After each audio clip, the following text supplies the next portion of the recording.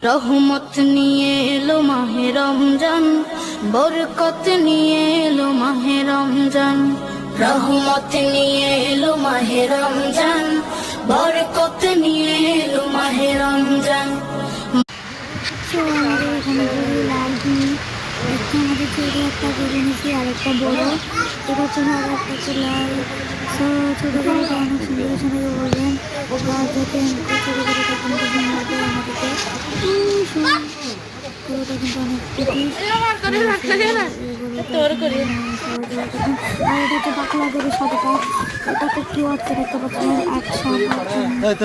দেখতেছি আর যেটা আমার ছবি দেখছেন এটা তো এখানের মধ্যে গরুটা 7-8 ঘন্টা তো মানে আর যেটা আমার ইউটিউব চ্যানেল আমাকে দেখছেন আমি সামনে বার থেকে মানে 5 টাকা আর গরুটা কিনা অনেক